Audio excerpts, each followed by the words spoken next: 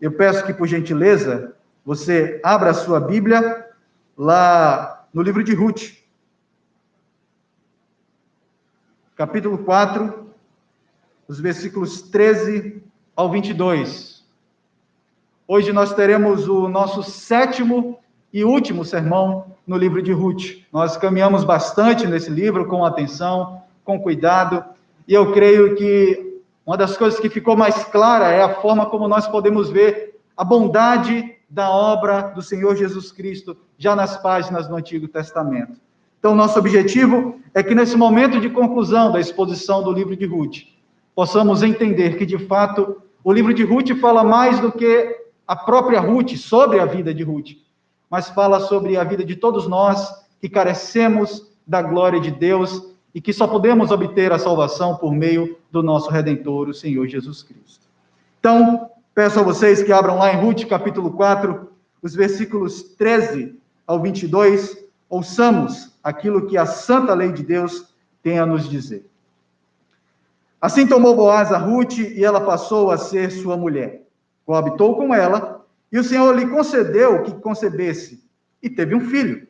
Então as mulheres disseram a Noemi: seja o Senhor bendito, que não deixou hoje de te dar um neto, que será o teu resgatador. E seja famado em Israel o nome deste. Ele será restaurador da tua vida e consolador da tua velhice, pois tua nora que te ama o deu à luz, e ela te é melhor do que 7 filhos. Noemi tomou o menino e o pôs no regaço, e entrou a cuidar dele. As vizinhas lhe deram o nome, dizendo: a Noemi nasceu um filho, e lhe chamaram Obed. Este é o pai de Jessé, pai de Davi. São estas, pois, as gerações de Perez. Perez gerou a Esrom, Esrom gerou a Arão, Arão gerou a Aminadab, Aminadab gerou a Nasson, Nasson gerou a Salmão, Salmão gerou a Boaz, Boaz gerou a Obed, Obed gerou a Jessé, e Jessé gerou a Davi. Que o Senhor nos abençoe, queridos, e faça com que a glória de Cristo fique bem clara para nós aqui por meio desse texto. Meus irmãos, a Bíblia, ela é muito rica na descrição de eventos maravilhosos que Deus faz na vida do seu povo. E dentre esses eventos, esses moveres maravilhosos de Deus no meio do seu povo, nós vemos Deus mudando a sorte de pessoas. E a Bíblia mostra por diversas vezes como Deus transforma de maneira gloriosa a vida de algumas pessoas que passaram por séria dificuldade e logo depois, então, são agraciadas da parte de Deus. Eu quero que vocês percebam e se lembrem apenas de alguns. Temos o primeiro exemplo que eu quero destacar, Jó. Um homem que é extremamente rico, com muitas posses, quase que da noite para o dia, ele perde absolutamente tudo. Toda aquela riqueza se esvai, os seus servos, até mesmo os seus filhos morrem. Esse homem não é afligido apenas nos seus patrimônios, com os seus filhos, mas na sua própria carne. E depois de começar a apodrecer, literalmente apodrecer, nós vemos o Senhor movendo, tratando a vida desse homem, ao ponto que no final do livro nós vemos ele glorificando a Deus, tendo a sua vida restaurada. Ou seja, uma vida em que a sorte foi completamente mudada.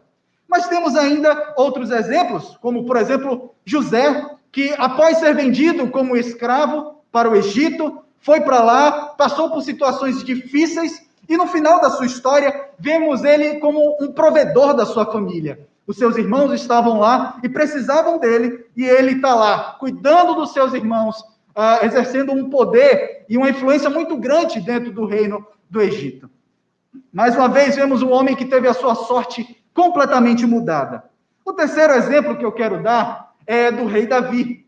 Um homem que sai da condição de inimigo número 1 do Estado, perseguido pelo rei, apesar de ser genro do rei, mas depois o Senhor muda a sorte desse homem de tal maneira que ele sai da condição de inimigo número 1 do Estado para a condição de rei daquela nação. Então, uma coisa fica clara para nós quando lemos a Bíblia. O Senhor age tantas vezes de maneira gloriosa na vida dos seus servos, fazendo com que a sorte deles seja transformada. Então, aqui nesse texto nós temos algo bem semelhante. Vemos aqui pessoas que estão tendo a sua vida completamente mudada, a sorte sendo transformada pelo Senhor. E aqui no nosso texto, de maneira específica, vemos o momento em que o Senhor muda a sorte de Noemi e de Ruth. Até aqui nós temos acompanhado, desde a nossa primeira exposição, ficou claro que essas duas mulheres estavam passando por uma situação de extrema dificuldade, ao ponto de terem que ter atitudes quase que de mendigar, pedir para poder ter um mínimo de sustento. Mas é nesse momento do texto que é a grande virada. Aqui nós vemos o Senhor fazendo com que Ruth e Noemi sejam agraciadas e tenham as suas vidas transformadas. Mas eu quero que você atente ao fato de que não apenas a vida de Ruth e Noemi está sendo transformada nesse ponto da história. Eu quero falar que nesse ponto da história, não apenas essas duas mulheres, mas todos nós estamos acompanhando uma narrativa que muda a minha e a sua vida, que muda a história de toda a humanidade. Por meio da descrição dos eventos que são narrados aqui, vemos o nosso bom Deus mudando a sorte de todos aqueles pecadores que confessam Jesus Cristo como seu único e suficiente Salvador. Obviamente, isso ficará claro apenas ao final da nossa exposição, mas eu quero que, desde já, vocês tenham isso em mente, que aquilo que nós estamos lidando é com a mudança da sorte de duas mulheres, mas não apenas delas, mas a mudança da sorte de toda uma humanidade que vive em pecado e necessita da glória de Deus, da misericórdia de Deus. Bem, mas até aqui, o que aconteceu para que chegássemos a esses eventos? Na nossa última exposição, nós vimos Boaz concretizando a promessa que ele havia feito a Ruth, que iria se casar com ela. Ele disse que ia resolver os termos para que ele pudesse entrar nessa relação pactual com ela de casamento. E Boaz foi até a porta da cidade, tal como havia prometido, para resolver a situação com um outro resgatador que tinha proeminência sobre ele. Ao encontrar esse homem, ele chama mais 10 testemunhas, anciãos da cidade, para que então pudesse ser ele o resgatador de Ruth e Noemi, bem como para suscitar o descendente de Malom. E a consequência dessa atitude de Boaz é a manifestação de uma grande alegria. O final do texto, lá nos versículos 11 a 12, no final da nossa última exposição, nós vemos que as pessoas da cidade, ao verem essa união entre Boaz e Ruth, eles entram em uma condição de grande alegria, começam a glorificar ao Senhor e pedir ao Senhor para que eles tenham uma descendência santa.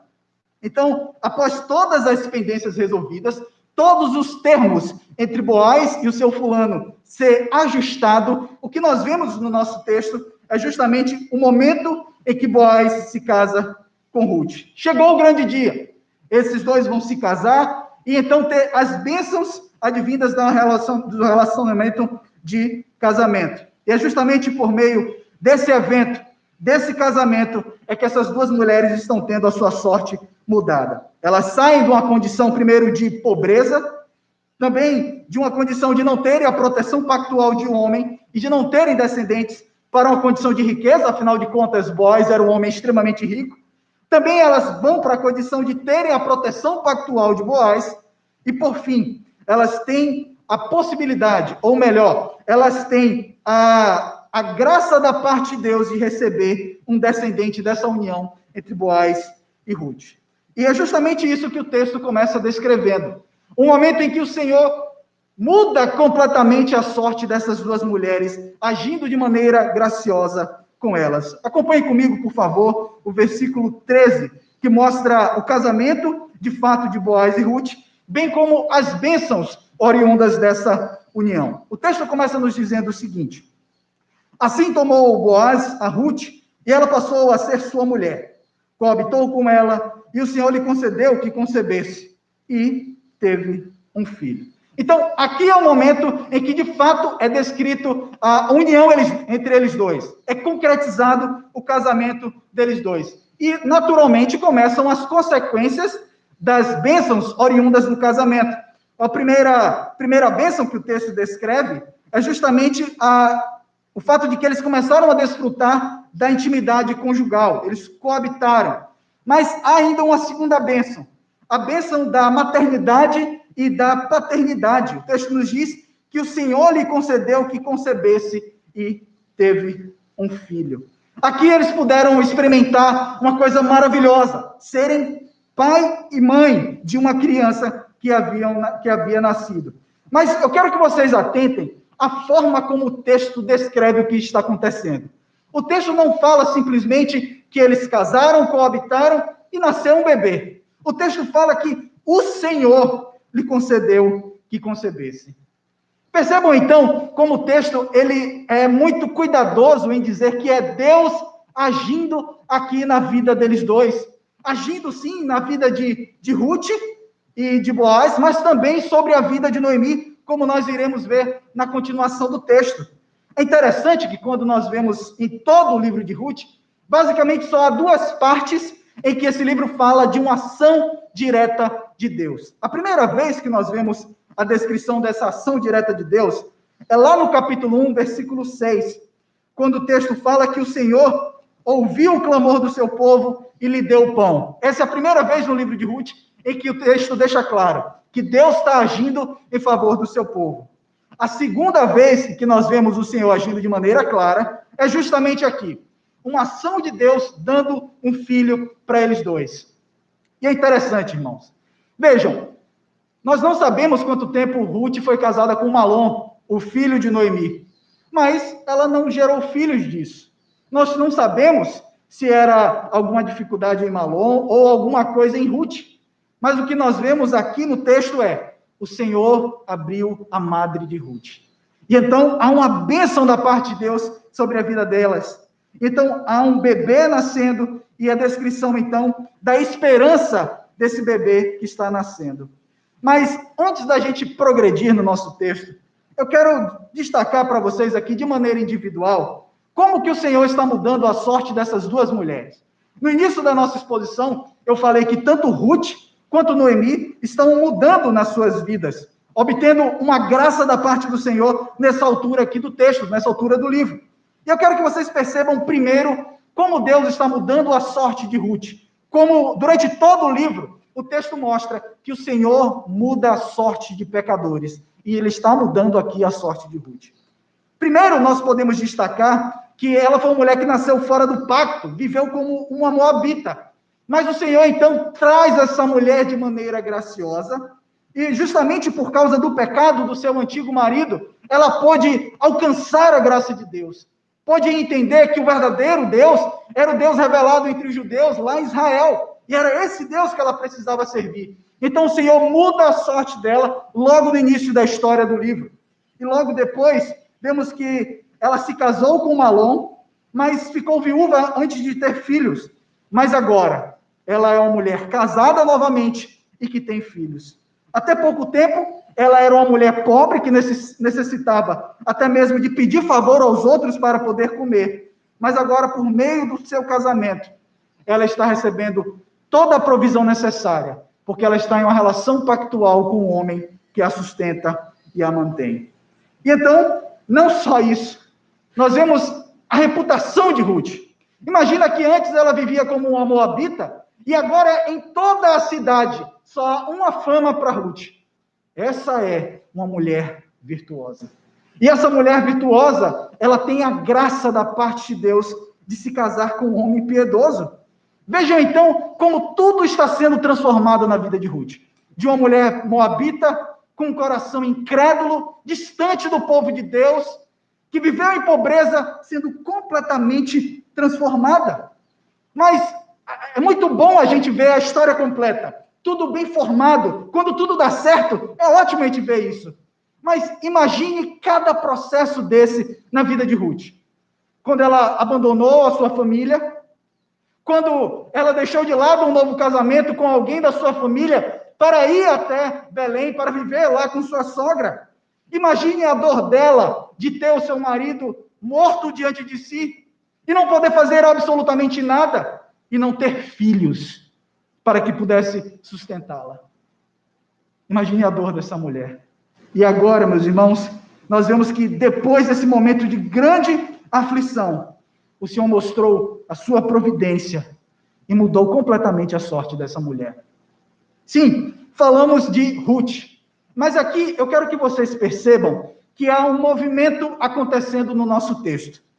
Percebam que no versículo 13, o destaque é para Boaz e Ruth.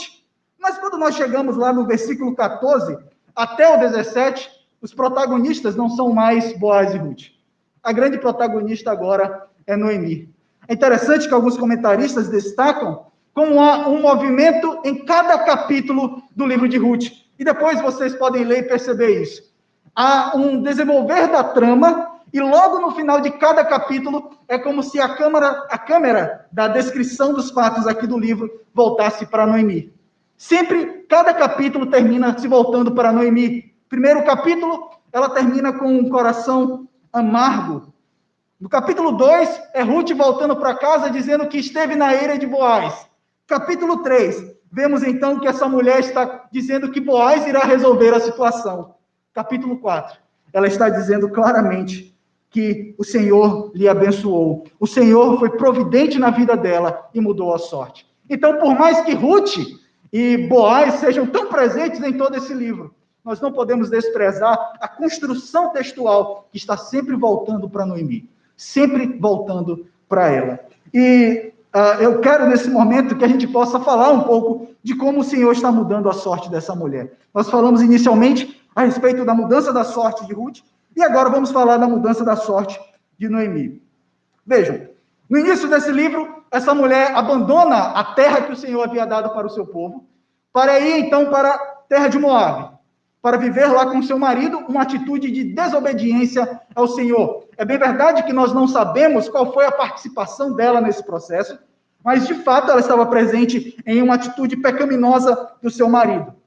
Ao estar lá, morre o seu marido, morre os seus 2 filhos, ela perdeu todo o seu dinheiro. E quando chega lá no final do capítulo 1, ela diz que voltou vazia, sem dinheiro nenhum. E pior, ela não era mais Noemi, mas era Mara.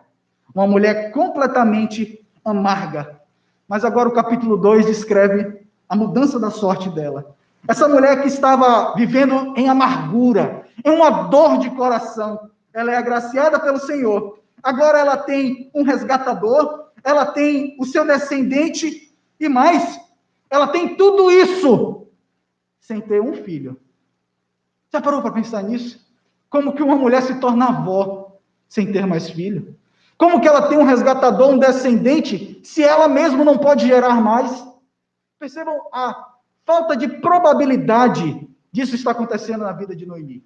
Como que essa mulher teria um descendente que haveria de sustentá-la, se ela não poderia ter mais filhos? Como ela poderia ser avó, se os seus 2 filhos já haviam morrido? Então o Senhor é gracioso com ela. E essa mulher, da condição de amargura, ela vai novamente para a condição de Noemi, uma mulher agradável. E vemos aqui, podemos ver na descrição do texto, a grande alegria que as mulheres falam com ela, possivelmente expressando também a alegria que estava presente na vida de Noemi. Mas uma coisa que eu quero destacar aqui nesse texto, nesse ponto do texto, é que podemos ver o Senhor cuidando individualmente de Ruth e Noemi. Tudo isso que eu estou falando, de Ruth e depois de Noemi, é para que vocês percebam como, no desenvolver da trama, o Senhor estava cuidando tanto de Noemi quanto de Ruth. Isso nos mostra algo, irmãos, que no desenrolar da história, não há nenhum dos filhos de Deus que deixem de ser assistidos. Deus atende tanto a um quanto ao outro. E enquanto os eventos vão acontecendo, nós podemos ter a certeza que há o cuidado particular e pessoal de Deus com cada um de nós. Às vezes nós pensamos que Deus está apenas preocupado com as grandes coisas da criação. Está preocupado só com coronavírus, só com coisas grandiosas que fogem do nosso controle. Mas, biblicamente, nós podemos afirmar que as nossas lágrimas são conhecidas pelo Senhor. A nossa aflição, a nossa tristeza de cada um dos seus filhos. Absolutamente nada passa diante dos olhos do nosso Deus, que cuida do povo que está em uma relação pactual com Ele. Então, como eu falei, os versículos 14 a 17 começam a descrever a forma como o Senhor foi benevolente com Noemi, a forma como Ele agraciou a serva dele. Vejam comigo, por gentileza, os versículos 14 e 15. O texto nos fala o seguinte: então as mulheres disseram a Noemi: Seja o Senhor bendito, que não deixou hoje de te dar um neto, que será teu resgatador.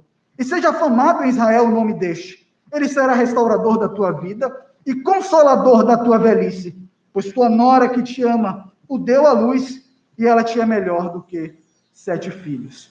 Algo curioso, uma mulher que teve 2 filhos que se casaram, nenhum desses 2 filhos lhes deu um neto. Mas agora, então, de maneira diferente, o Senhor está concedendo um neto para Noemi. Ela pode dizer de maneira direta e clara que ela é uma avó. E mais, esse neto é o seu resgatador. Nós podemos aqui imaginar as palavras dos lábios de Noemi. Quando nós olhamos esses eventos na vida dela e lembramos do texto que nós lemos no início do nosso culto, do Salmo 126, quando fala do Senhor restaurando a sorte de um povo, restaurando a sorte de uma pessoa, nós podemos claramente encaixar dentro da realidade de Noemi, o Senhor mudando a sorte dela. Mas há 2 coisas bem estranhas que são descritas aqui nos versículos 14 e 15, que nós precisamos entender bem. A primeira coisa que está sendo descrita aqui é que Ruth, ou melhor, Noemi, ela tem um neto. Esse menino nasce e é o seu neto. Mas qual é a questão aqui? Esse bebê é filho de Ruth e de Boaz. Esse bebê não tem o sangue de Noemi. Como então que ela é uma avó desse menino? A verdade, irmãos, é que por meio daquela relação pactual entre Ruth e Noemi, ele estava cumprindo também a lei do levirato e estava suscitando o nome de Malom, o antigo esposo de Ruth e filho de Noemi. Dessa forma, então, claramente há uma relação entre Noemi e esse bebê, de fato, em que ela é a avó desse menino. Então, tanto que a gente percebe algo estranho, né? Que nasce o bebê e quem é que começa a cuidar do bebê? Não é Ruth, é Noemi. Por isso, então, que alguns estudiosos chegam a afirmar que pelo fato dessa relação de ter se cumprido a lei do levirato, a tutela sobre o bebê, na verdade, pertencia a Noemi. Ainda claro que Ruth estivesse próxima, cuidando do bebê, a tutela agora passaria para Noemi, que era a avó legítima daquele bebê. E aquele bebê seria o amparo de Noemi. Então, nós vemos aqui claramente que ela é uma avó de maneira legítima. E por que será que nós estranhamos tanto ela ser uma avó de maneira legítima, se ela não tem o mesmo sangue desse bebê?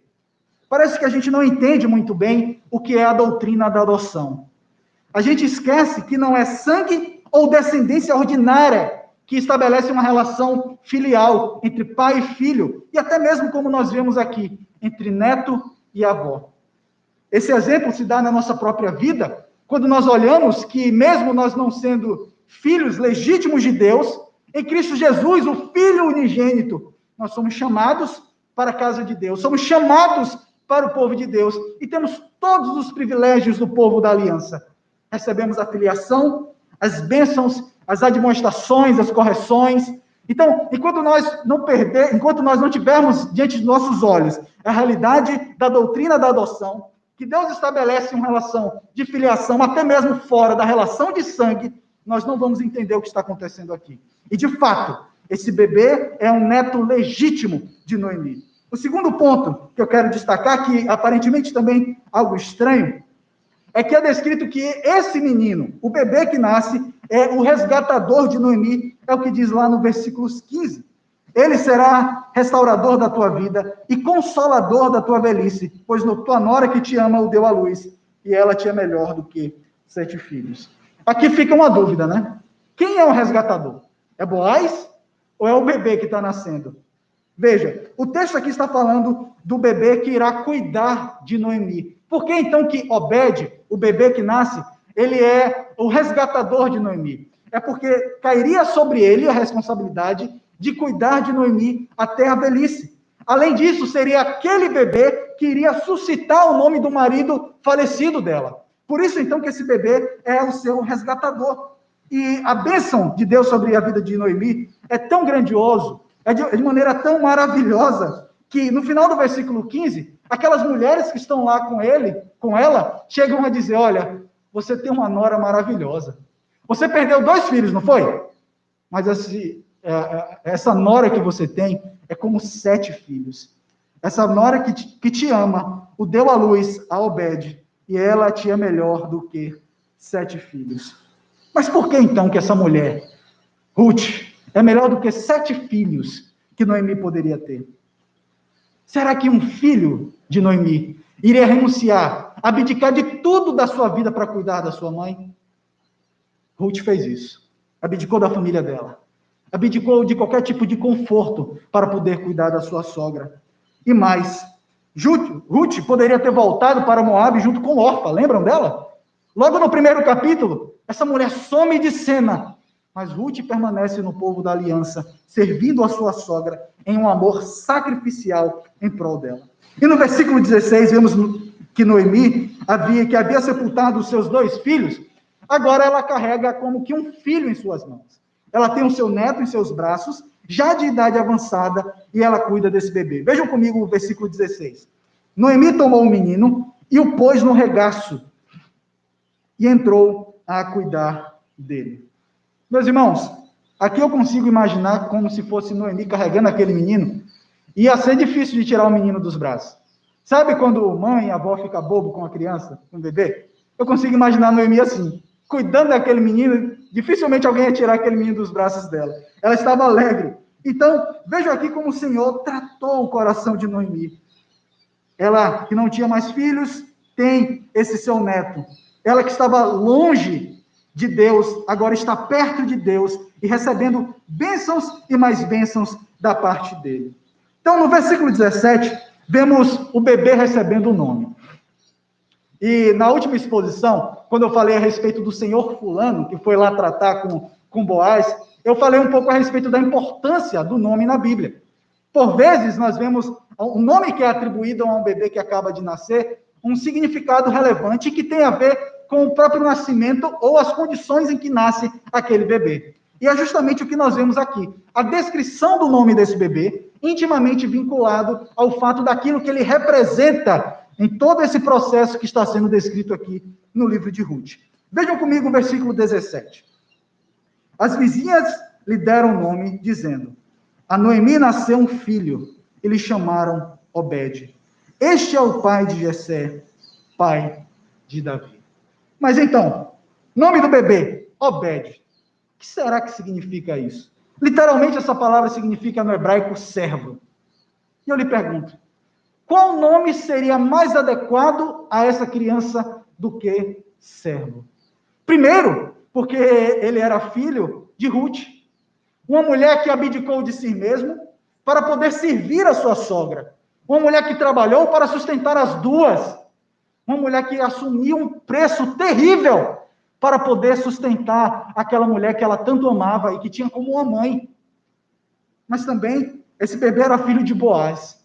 Boaz, que como nós vimos na última exposição, abdicou do seu nome.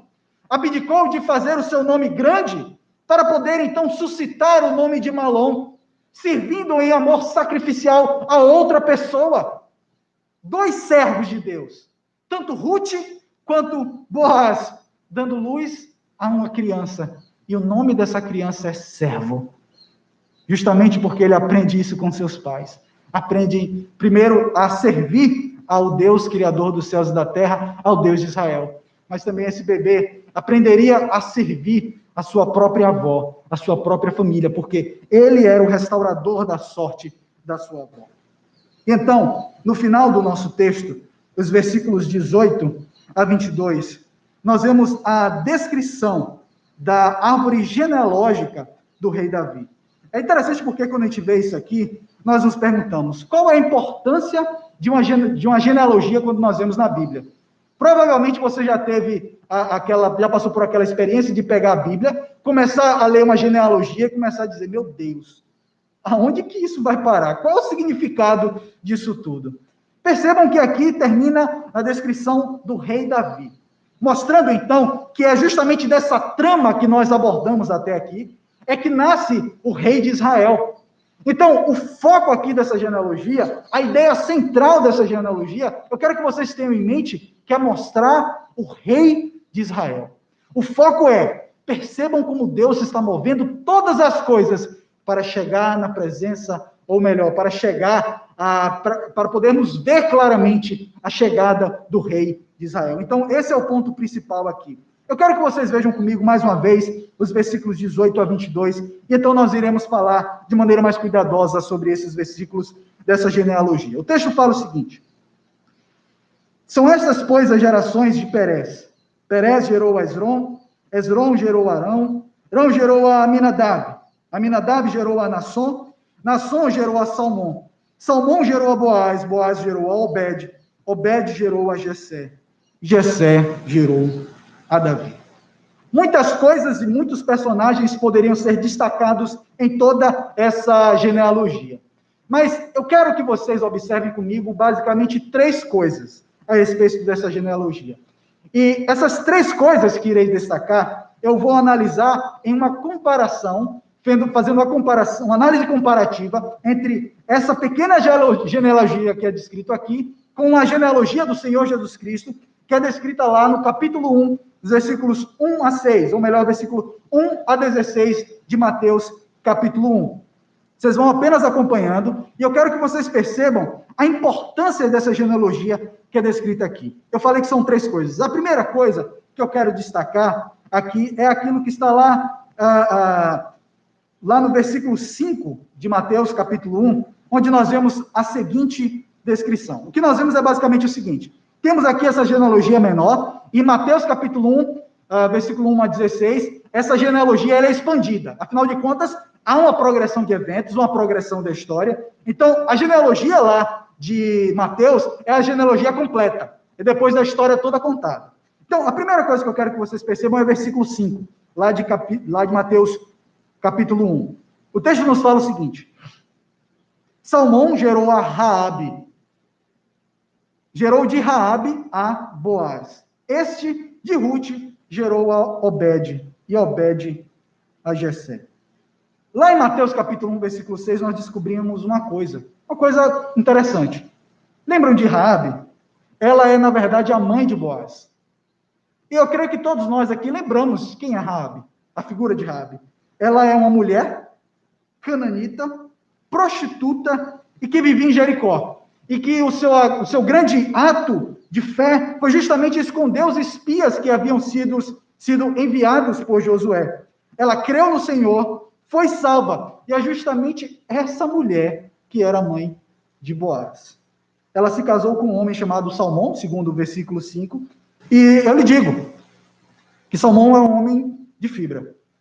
Poder conviver com esse histórico de Raabe, de impiedade, de uma vida completamente dissoluta, talvez nem todo homem estivesse preparado. Mas esse homem assumiu tudo isso. Ele entendeu que, de fato, havia uma mudança na vida de Raabe. E, mais uma vez, é firmada aquilo que a palavra de Deus fala, que em Cristo Jesus, todas as coisas se fazem novas. Salmão entendeu que aqueles que entram em uma relação pactual com Deus têm o seu passado esquecido. Ainda que eles sofram as consequências dessa história, o pecado é apagado. Ele não é mais levado em conta. E então, Raabe, nós podemos crer que ela se tornou uma mulher virtuosa, ao ponto que o seu nome está aqui na genealogia do nosso Salvador. E pensem como o Senhor está arquitetando e cuidando de tudo com tanto cuidado. Quem que assumiria se casar com uma mulher moabita, suscitar o nome de outro homem, senão Boaz? Aquele que pode aprender desde pequeno como que Deus muda a sorte de pessoas. Nós talvez consigamos, a gente pode imaginar a realidade de estar ali Boaz, o pequeno Boaz, com seus pais. E os seus pais dizendo das maravilhas que Yahvé fez no meio deles. Não apenas das muralhas sendo derrubadas em Jericó, que Raabe pôde ver, mas pôde ver a vida da sua mãe transformada. A sua mãe dizendo: filho, eu tive minha vida completamente transformada. E ainda que uma pessoa seja estrangeira, se ela está em Yahvé, ela é uma nova criatura. Então, veja, talvez você se pergunte, né? Por que será que Boaz foi colocado nessa família? Para que ele pudesse aprender o que é piedade. Para que ele pudesse entender o que é o perdão de Deus. E esse homem que entendeu o que é o perdão de Deus foi que casou com Ruth e pôde dar esse filho a ele. Muitas vezes, queridos, algumas pessoas chegam na igreja completamente marcados e feridos pelos seus pecados. Essas pessoas imaginam que não há mais solução para elas. Elas imaginam que não são mais dignas de continuar a sua vida, Afinal de contas, elas fizeram tanta coisa errada na vida. Um passado obscuro. Então, aquilo que a palavra de Deus nos mostra é que tantas vezes você vai ter um passado obscuro para que para as próximas gerações você possa dizer do poder de Deus em perdoar. O poder de Deus em transformar uma vida. E você ficar falando a respeito do Senhor que restaura a sorte do seu povo. Você que poderia viver reclamando, dizendo, o Senhor esqueceu de mim, mas tudo bem, é justo fazer isso, afinal de contas eu fiz tanta coisa errada. E Deus está dizendo, eu perdoo, eu restauro, e chamo para o meio do meu povo, e eu faço nova todas as coisas. E é isso que nós vemos aqui. Esse homem, Boaz, sendo agraciado pelo exemplo que ele recebeu na sua própria casa, pelos seus pais. A segunda coisa que eu quero destacar a respeito dessa genealogia é como que a análise, esse texto aqui de Ruth, quando é analisado à luz dos versículos lá de Mateus, nós percebemos como o Senhor está agindo aqui, não apenas na vida de Ruth e Noemi. Nós falamos que Ruth e Noemi estão sendo aqui diretamente sendo agraciados pela situação do que está acontecendo. Elas tiveram filho, eles estão suscitando o nome de Malom. Mas então o livro conclui de uma forma impressionante. Porque, do nada, acaba um livro em genealogia. Vocês já pararam para perceber que genealogia geralmente é descrito no início de livro? Não é curioso isso? Vai começar um livro, genealogia. Aqui é o contrário. O livro está acabando, genealogia. Por que será que foi descrito dessa forma? No final das contas, o autor desse livro quis mostrar que Deus está agindo, não apenas na vida de um homem e uma mulher, mas Deus constrói as suas tramas de maneira tão maravilhosa, que cada coisa que ele faz na história, ele está mexendo na minha vida e na sua vida. Sabe cada união que é descrita aqui? Sabe os eventos que aconteceram na história de Ruth e Boaz, e Ruth e Noemi? Não diz respeito apenas à história delas duas, mas diz respeito à nossa história. Porque é justamente pelo desenvolvimento desses fatos que nós vemos a salvação chegando até nós. É justamente pelos eventos descritos aqui, essa trama diz respeito a mim e a você. Deus move todo o seu povo. Deus age de maneira gloriosa na vida de todo o seu povo. Ele é um grande arquiteto, o grande tapeceiro, que está fazendo toda a sua arte de uma maneira maravilhosa.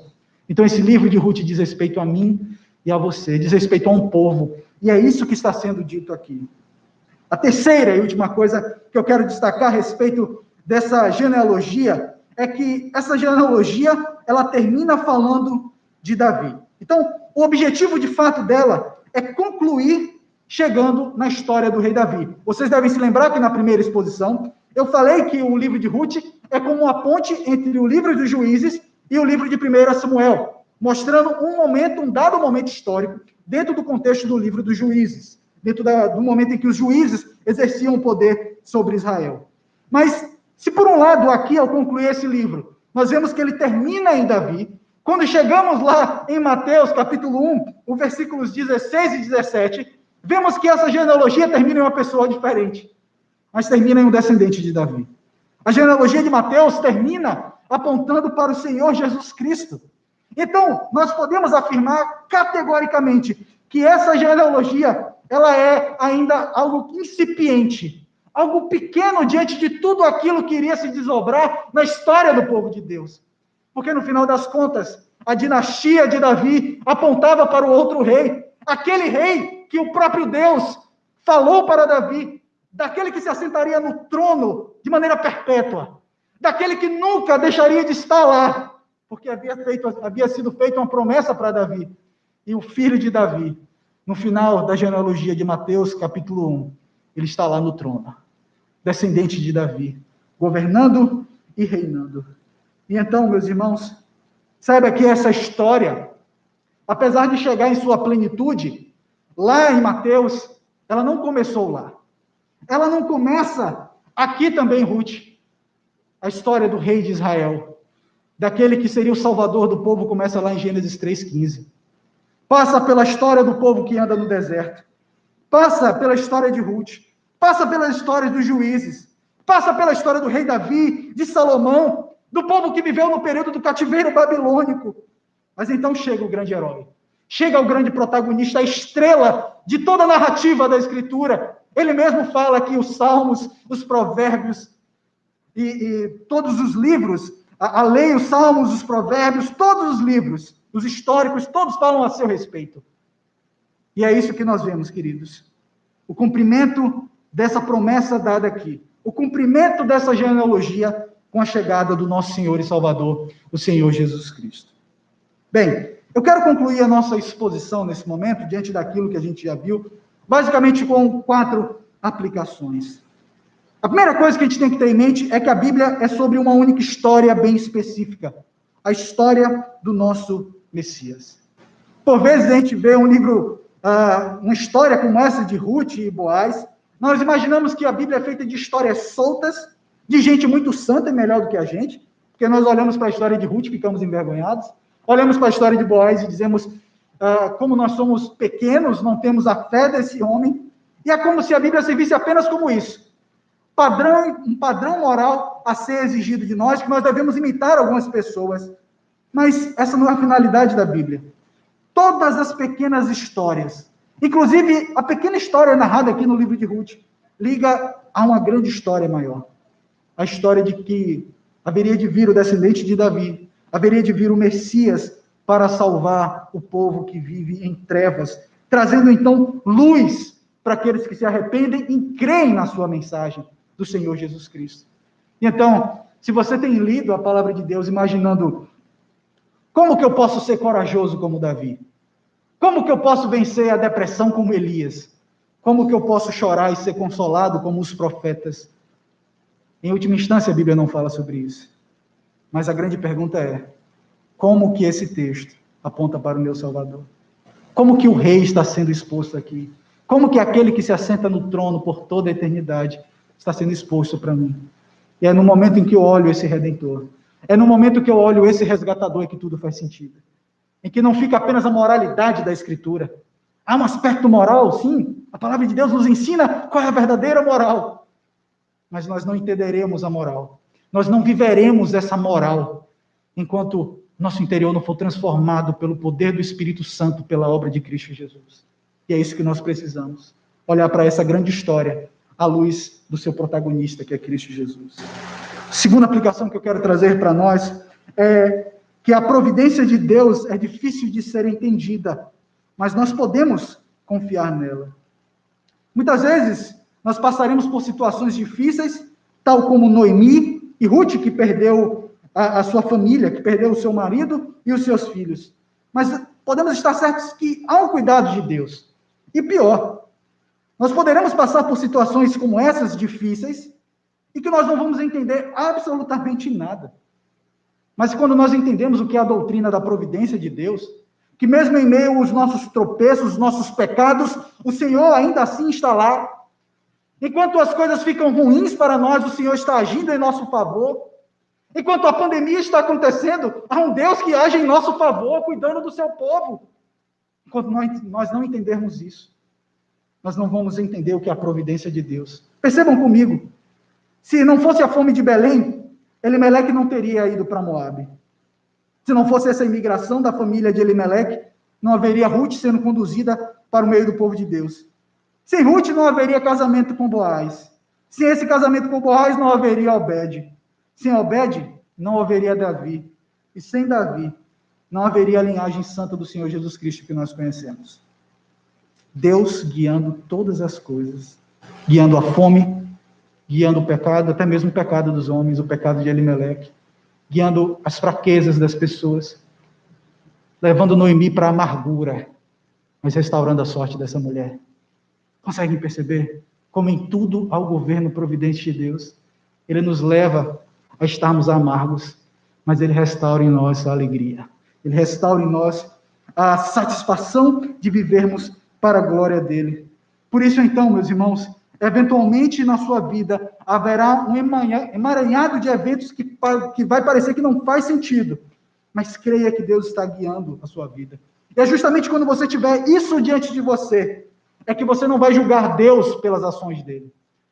Muitas vezes nós falamos que Deus é injusto, que não é certo o que Ele está fazendo conosco, que Ele está apertando muito a mão contra nós. Mas então, irmãos, nós temos uma visão muito limitada. Muitas vezes o que acontece hoje com você, os reflexos só poderiam ser conhecidos anos depois. Imagine que Noemi não soube por que ela passou todo esse aperto. Apenas aproximadamente 150 anos depois é que chega Davi. Possivelmente esse livro foi escrito no período do rei Davi. E então é justamente nesse momento que a história faz todo sentido. Já parou para pensar que Noemi não entendeu? Ficou alegre com aquilo que Deus fez na sua vida, mas ela não pôde entender absolutamente tudo o que aconteceu com ela. Gerações depois, posteriores, foi que fez sentido todo aquele sofrimento dessa mulher. Por isso, então, confiemos na providência de Deus. Confiemos no governo glorioso do nosso Salvador. A terceira aplicação que eu quero trazer é que esse livro nos mostra como o Senhor restaura a sorte dos seus filhos, ao ponto de ficarmos alegres quando vemos o direcionamento dado por Ele em nossas vidas. Eu comecei a nossa exposição falando do Deus que muda a sorte de pessoas, daquele que torna um coração amargo em um coração agradável, daquele que é capaz de transformar o choro em riso, daquele que muda todas as circunstâncias. E Ele cuida de todas as coisas, até as mais simples.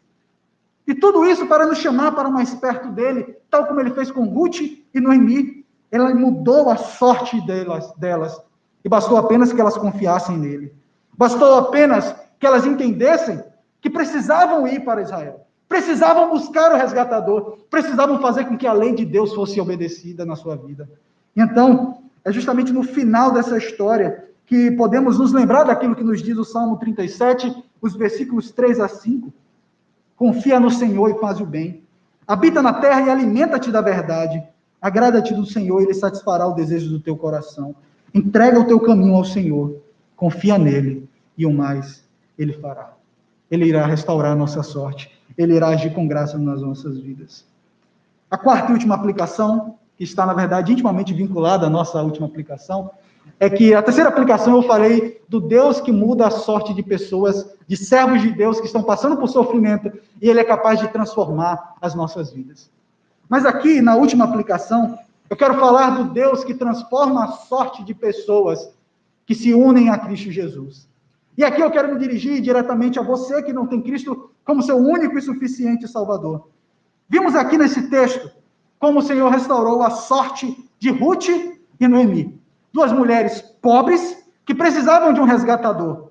E eu quero lhe dizer que a situação daqueles que não estão em Cristo Jesus é muito pior do que Ruth e Noemi. Porque a fome que você passa, por mais que você busque em diversos lugares, ainda que você vá para Moab buscar o alimento, você não vai encontrar esse alimento. Ainda que você busque dinheiro, ainda que você busque prazer, você continuará faminto. E quando você chegar lá em Moab, quando você estiver experimentando de tudo, você vai dizer, não tem riqueza mais, acabou o pão lá em Moab. Então há um caminho a ser proposto para a vida de vocês, para a vida daqueles que não têm o Senhor Jesus Cristo, que é o caminho de ir para Belém, que é o caminho de ir para o Salvador que nasce naquela cidade. Porque na casa do pão nasce aquele que é o pão da vida, nasce aquele que pode prover tudo para o nosso coração. Se Deus muda a sorte de servos dele que estão sofrendo, Ele também muda a sorte daqueles que vivem em pecado, famintos, e que se rendem ao Salvador, o Senhor Jesus Cristo. É por isso, então, que essa é a grande mensagem do livro de Ruth. Volte-se para aquele que nasce em Belém. Volte, porque na casa do pão há pão. Volte-se, porque lá nasceu o descendente de Davi, e é nele que você vai encontrar toda a razão, todo o fluxo da sua história está lá, está naquele Redentor. Por isso, então, a minha oração é para que o Espírito Santo de Deus toque no seu coração, para que você possa ver que o Filho de Davi tem compaixão das nossas vidas. Se nós nos arrependermos dos nossos pecados, confessarmos Ele como nosso único e suficiente Salvador. Se nós nos voltarmos para o Filho de Deus, há esperança para nós. E a mensagem de Ruth é a mensagem de esperança. Por isso, então, que na primeira exposição eu falei das boas novas de Cristo Jesus, do Evangelho do Senhor Jesus Cristo, no livro de Ruth. E é isso que nós vemos aqui. A palavra de Deus santa, que testemunha a respeito do Salvador dos homens que vivem em pecado. Por isso, então, Se o Senhor está tocando no seu coração, não endureça a sua cerviz. Arrependa-se, curva-se diante do Rei da Glória e viva para a glória dele. Vamos orar, meus queridos. Senhor Deus, obrigado, Senhor, porque ao lermos a palavra de Deus, não vemos apenas lições de moral, por mais que haja moralidade aqui. Sabemos que sempre estaremos aquém de qualquer moralidade, porque somos pecadores terríveis, carecemos do Senhor. Mas então, Pai, quando nós olhamos para aquele que cumpriu a lei em nosso lugar, o descendente de Ruth, o descendente de Boaz, o descendente de Obed, o descendente de Davi, é nele que nós vemos o pleno cumprimento da lei. Por isso, então, o Senhor nos faz nos achegar ao protagonista da Bíblia, em humildade, sabendo que é Ele o nosso resgatador, que encontremos debaixo das asas desse resgatador o nosso amparo e cuidado, que nosso coração possa encontrar paz, que venhamos a lançar os nossos fardos sobre Ele, Ele que é o Deus providente, o Deus Emanuel que está conosco. Ó Senhor, aquece o nosso coração no nosso amor pelo nosso Senhor Jesus Cristo. Abençoa também aqueles que estão aqui, que não têm o Senhor Jesus como seu Salvador. Que essa manhã seja uma manhã transformadora e que eles possam ver a glória de Cristo Jesus na vida deles, transformando eles. Nós oramos assim, Pai, em nome do nosso Senhor e Salvador Jesus Cristo.